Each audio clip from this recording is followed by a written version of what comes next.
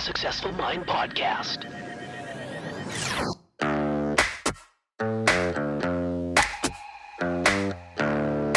Successful people learn how to make their minds work for them. I'm David Nagel, and this is the Successful Mind podcast.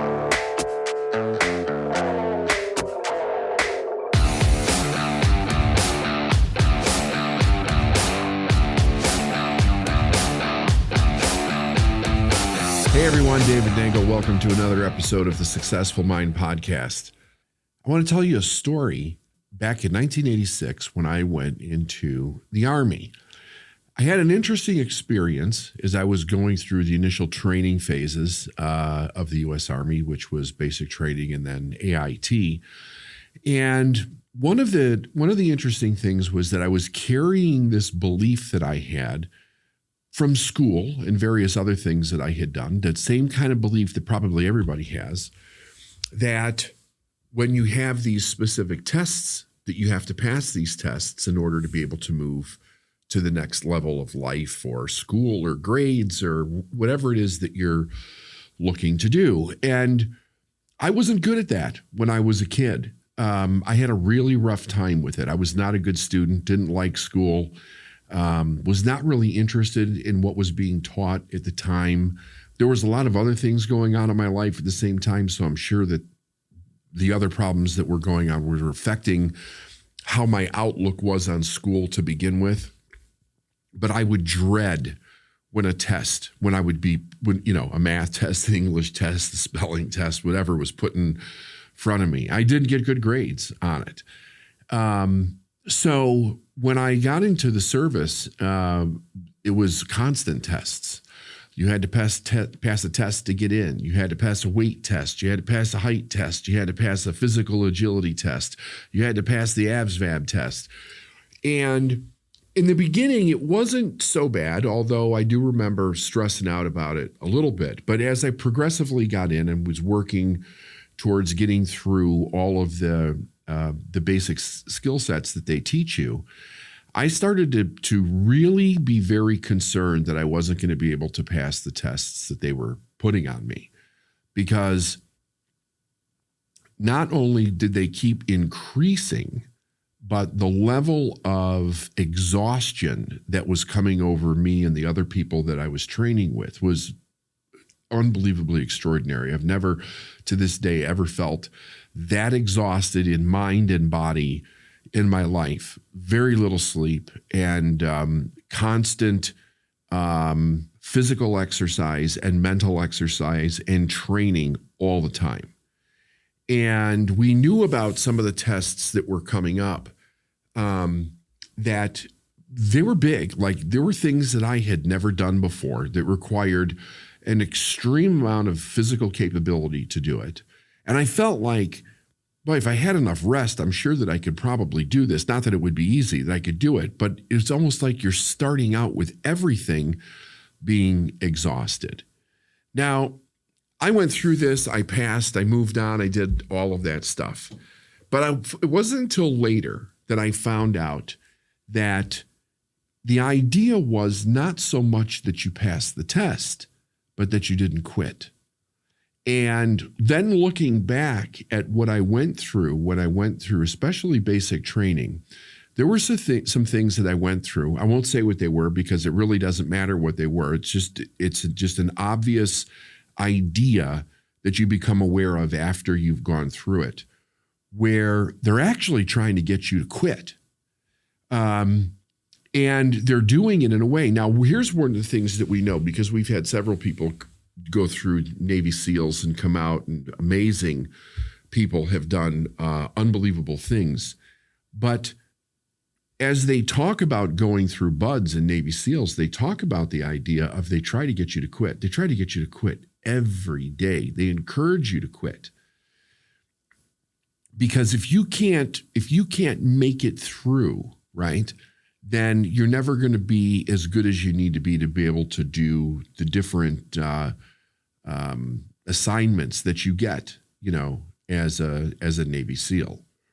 And it's not so much that you pass the test exactly the way that it is, but that you don't quit, that you have the ability underneath whatever skill set you might be testing for. Do you have the drive and the willpower to keep going beyond your mental, what you think your mental capability is, beyond what your physical capability is? So we know that now. That's a lot of information that's out there. That wasn't widespread information when I was a kid going into the service. Okay, so let's fast forward a little bit. When I started to break free, the idea was I was searching out new information. I was searching out new mentors to help me go in a different direction. And I met the man who would become my mentor. And I used to think to myself on a regular basis, this guy is trying to get me to quit. It was really bizarre because I wasn't being taught in a way that I had ever been taught before. My mentor was just drilled it into me that I had to make a decision. The decision needed to be mine, and then I needed to follow through on the decision. And I would do things to try, but that I thought were normal, to try to ask for help. And it would fall on deaf ears. I wouldn't get it. It was like, here's the assignment. Here's the choice that you have. You make the decision. You move forward, and I would do something like, well, what do you think? And he wasn't playing that game. Everything that I did with my mentor was that I had to step into it, right? I had to be like, I want this bad enough that I'm going to step into it, even though the situation seems ridiculous, because my mind was finding more reasons to quit than to go forward. And I remembered what I had went through when I had went through the Army. And then somebody said to me one day, and actually I don't think it was really directed at me. I think it was directed at somebody else. And they said, the test isn't the test. And they went on to explain that the idea is that in many cases in life, whatever the problem that you're trying to solve, that's one problem. But the real test for success is, do you have what it takes to keep going regardless of the outcome of the individual test that you have? Now in business, this is a big deal, because if we're programmed, and most people are, by the way, not to make a mistake, then they get very hung up emotionally and ideologically on the idea that they've made a mistake. But when you're trying to create something new in your life, there's no way for you to do it without making mistakes. There is no perfect answer. There is no, this is the only way. That doesn't exist. In a business, it is nothing but problem solving day after day after day after day after day. And you have to be willing to make mistakes in order just to have enough data to be able to make a different decision so that you can continue to move forward. So if you're hung up on the idea that you can't make mistakes because that's what you learned in school, which most of us did, right? You think about, how were you treated as a kid when you made mistakes? It was something that we were taught to avoid, not to step into and embrace, because we're holding other people back and it's a bit inconvenient. And they would often say you didn't study enough and go back. And, in the day they would put a dunce camp on somebody, people would be disciplined. You would be shamed and humiliated around. So the idea was like, don't make a mistake. How many times have you heard this? Do it right the first time. Well, how do you do it right the first time if you've never done it before? How do you do it right the first time if you're trying to find a way to get through something and it's the first time you're doing that? The chances that you're going to get it right and right every time are impossible. It's not going to happen. But that's not the test. The test is, are you willing to keep going no matter what? And this is where you see people just drop, like flies, so to speak, in life. Because if you don't have the right mindset, number one, you cannot see yourself as a victim and pass that test. Because every time something goes wrong, you want to blame somebody else.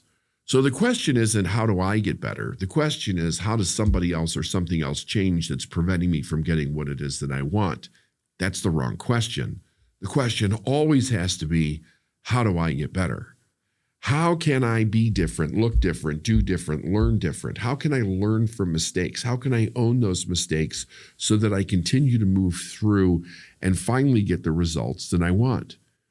But we find that this is really the biggest test of life. It's not that we get everything right.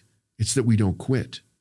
See, I have a theory, so to speak, that failure doesn't exist in the way most people think that it does.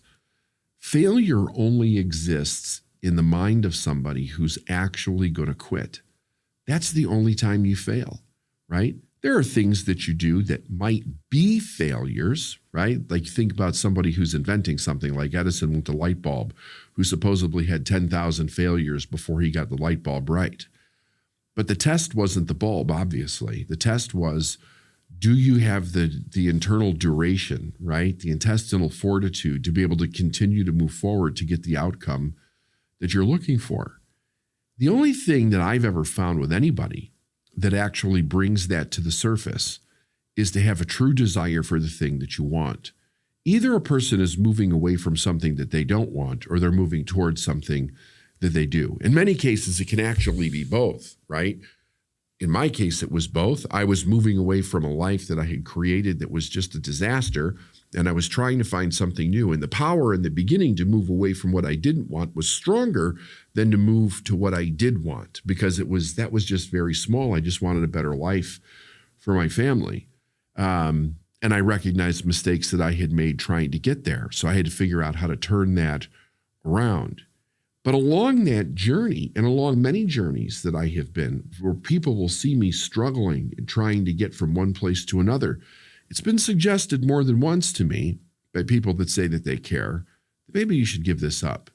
Maybe you should quit. Maybe you should do something different. Play it safe. Go back to this or go back to that. Not so much anymore, but back in the day, it was something that I would hear pretty frequently.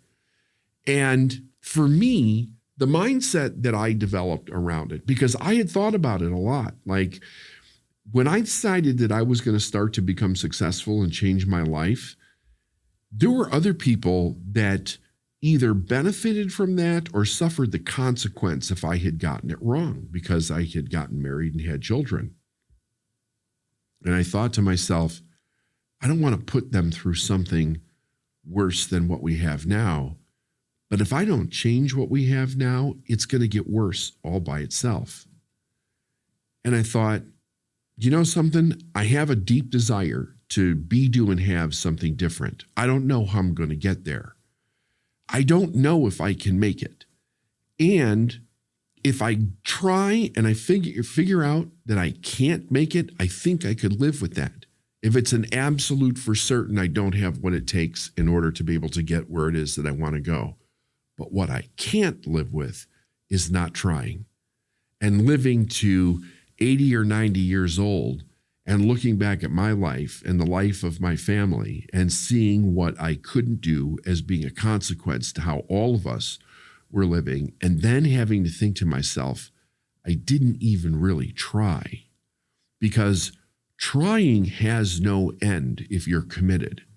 Trying is, I'm going to keep trying until I get it right. Remember, everything in the universe is created by cause and effect. It's not by accident. It's not by luck. It's not by magical thinking or anything like that. It's about changing, adapting, and growing in the direction of the result that you want to create for yourself. So quitting can't be an option. So make sure that you pick something in your life that you truly want, because one of the places that people quit very easily is when they pick something they don't really want, and then it gets difficult. And they have to push themselves a little bit through the difficulty that they're actually experiencing. If they don't want it bad enough, they'll quit every time. But the secret to that is picking something that you truly want. You want more than the difficulty, the pain, and the suffering that you have to work through in order to change to become the person that you want to be. Remember, in general, success is actually easy. It's just cause and effect. And once we understand the cause and effect of it, we become the cause, the effect takes care of itself. There's nothing difficult about that. But changing who we are in the way that we think, changing our emotions, changing our behavior, changing our habits, being very consistent in the things that we need to do to bring about that success, that's where the real difficulty is for the average human being, making that change and sticking to it. Anybody can do it. You just have to want to do it. Have a great day. All right.